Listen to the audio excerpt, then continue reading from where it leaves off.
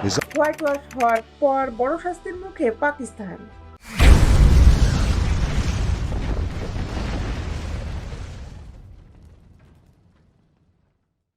দক্ষিণ আফ্রিকার বিপক্ষে টেস্ট সিরিজটা দুঃস্বপ্নের মতো কেটেছে পাকিস্তানের।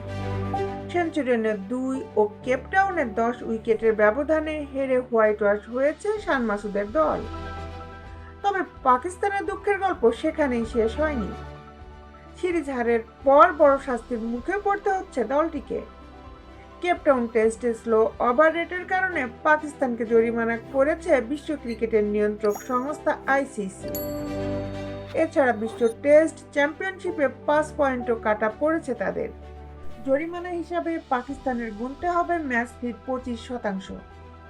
আর 5 পয়েন্ট কাটা যাওয়ার পর টেস্ট চ্যাম্পিয়নশিপে পাকিস্তানের পয়েন্ট এখন 24.24, যা ওয়েস্ট ইন্ডিজের সমান।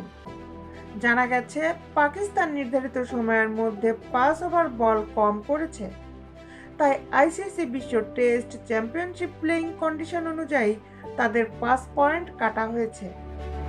এই অনুচ্ছেদে বলা হয়েছে, প্রতিটি ওভার ছোট করার জন্য একটি দলকে পয়েন্ট জরিমানা করা হয়।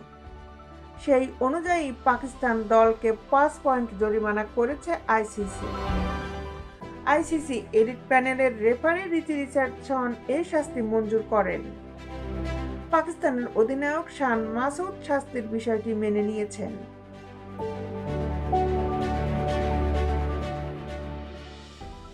বিশ্বের খেলার আপডেট নিউজ পেতে আমাদের সাথেই থাকুন। Justice sports, Dhaka.